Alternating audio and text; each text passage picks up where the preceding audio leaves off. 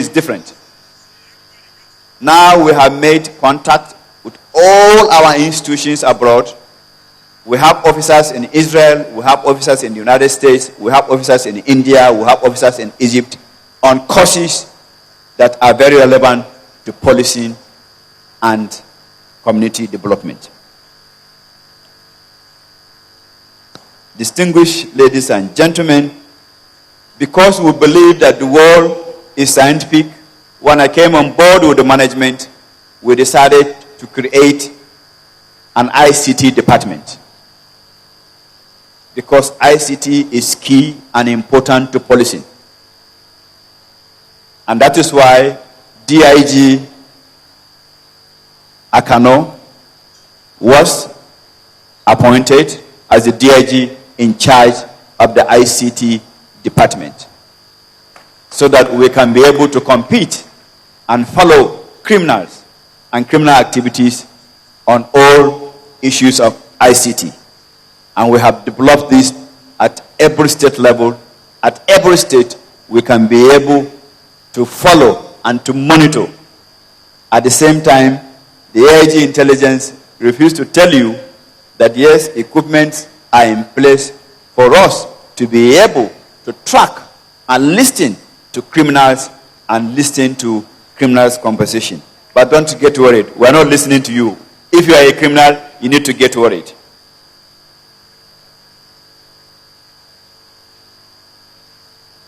Distinguished ladies and gentlemen, because this management believed in partnership in fighting crime and criminality, when we came on board, one of the things we did was for me to have an opportunity to visit all sister security organizations, the Army, the Navy, the Air Force. These are key, important organs of government and the Department of the State Security Services. We cannot work without them. And my message was very simple. Let us put our organizational goal. Let us put down our individual goals. If our objective and aim is to protect Nigeria and protect Nigerians and to make Nigeria safer, then we must work together. And if we work together, Nigeria will be safer, Nigeria will be more secured for economic development and growth.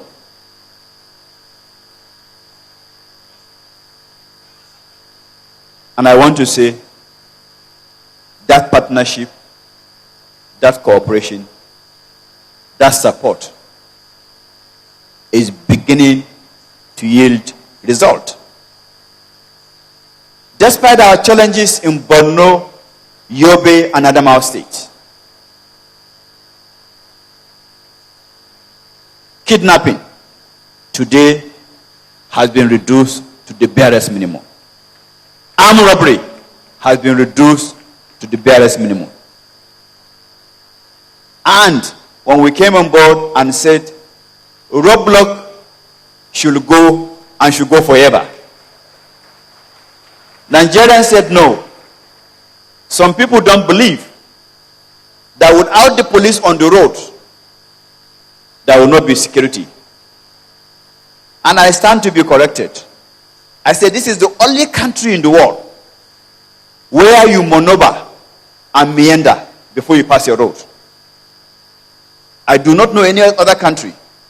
And the essence of Roadblock is supposed to be a temporary measure.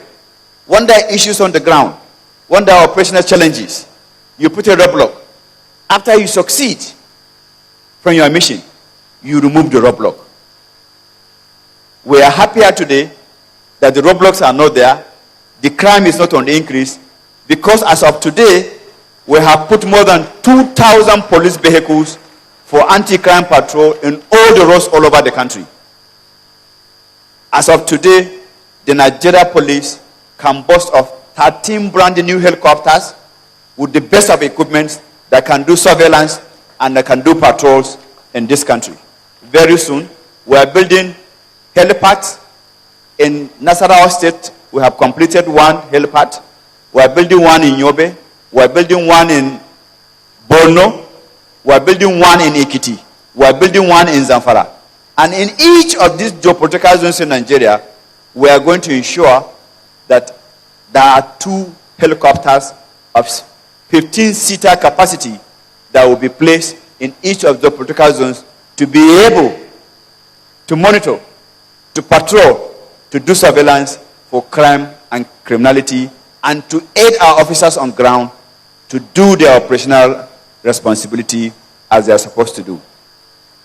You have seen our performance in terms of our constitutional responsibility of providing safety and security, not only for election, for electoral materials, for movement of electoral materials, for equally providing safety and security for the people to come out and discharge their constitutional responsibility.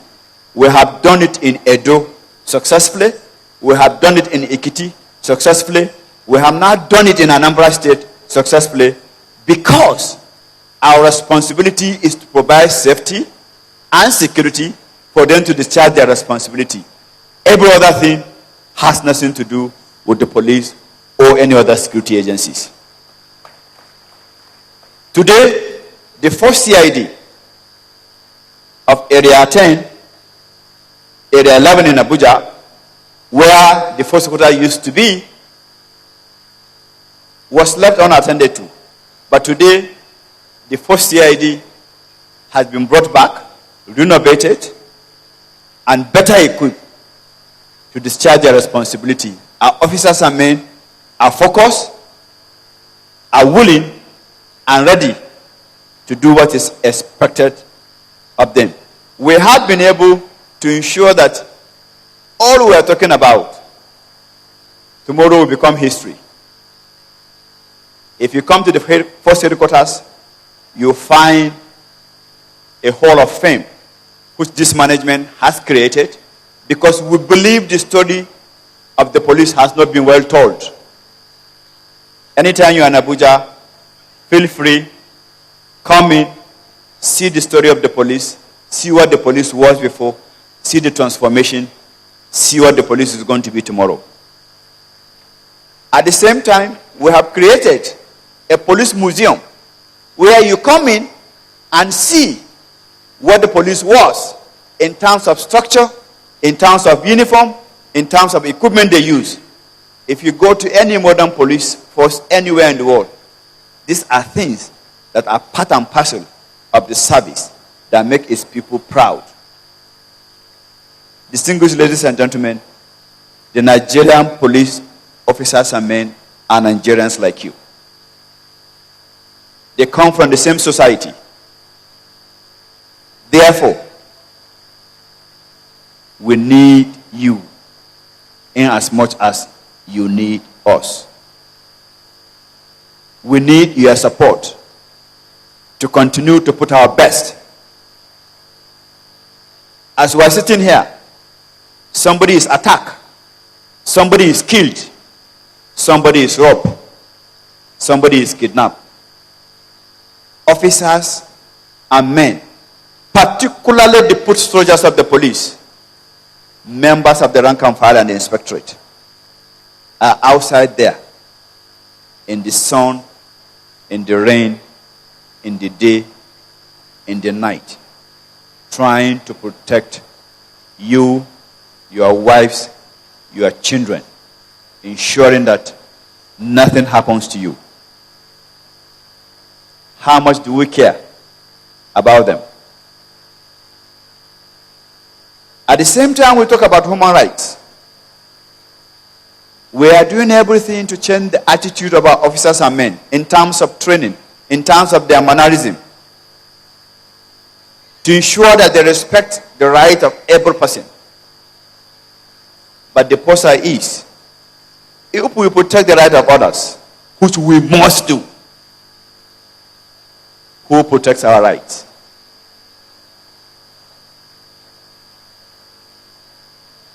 Ladies and gentlemen, I don't want to keep you for too long a time. I thank you for listening.